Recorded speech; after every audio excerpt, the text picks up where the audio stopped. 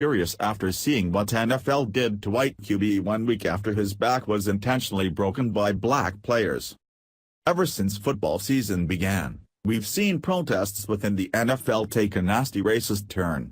No longer are athletes satisfied with silently kneeling while the national anthem plays, as many black players are now rendering black power salutes anytime they sack a white player on the field.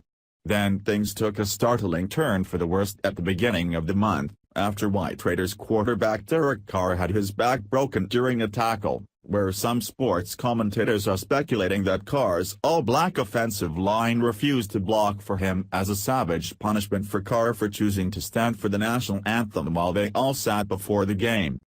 As Carr's season-ending injury looks to be the result of a disgusting act of racism on the football field, we'd hope to see some sort of disciplinary action on the part of the NFL. But with the NFL now appearing to support these types of racist-inspired injuries, fans have finally had enough. Now the NFL just got a brutal taste of reality over the weekend as to what happens when they continue to ignore their fans in order to pander to their racist and America-hating athletes. Anti-American NFL Commissioner Roger Goodell had the opportunity to put a stop to these nasty protests during preseason, but instead, chose to side with these anti-American athletes, putting the problem back on the fans by demanding that NFL fans be more understanding of these protests.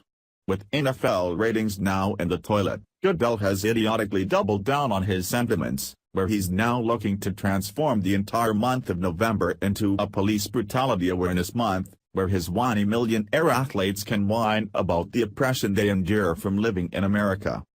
As the NFL continues to send the bold message that they have no intentions of stopping these protests, nor do they plan to punish black players who intentionally refuse to block for their white players, fans have now taken things into their own hands, sending a brutal message that's spelling disaster for the organization who refuses to listen to the sentiments of their outraged fans. While the NFL has witnessed a steady decline in their viewership, they never expected for things to get this bad. Over the weekend literally thousands of empty seats were prevalent at many stadiums across America, as fed-up fans have finally had enough.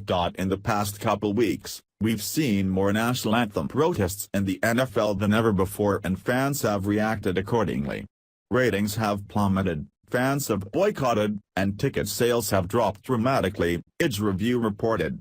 This was made very clear on Sunday when pictures were shared on social media of several NFL games where there were thousands of empty seats. Someone noticed the same thing happening at the Seahawks game, team of racist player Michael Bennett who started a sick new trend of sacking white players on the field and then rendering black power salutes.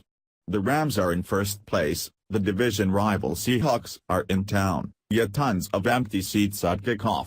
Someone tweeted. Looks like these players' unanimous decision to keep acting like racists on the football team despite their fan backlash is spelling disaster, as the extensiveness of these empty seats cannot be simply ignored or wished away at this point. Fans are sending the clear message that they have far greater things to do with their time other than being bombarded with the ridiculous sentiments of spoiled millionaires every time they turn on the television to watch a football game. The lines are clearly being drawn in this country and you can choose to support these anti-American racist athletes, or you can be on the side of Team America. But if you choose to support the NFL, just remember that you're supporting athletes who disrespect our cops and soldiers, and putting money straight into the pocket of an organization that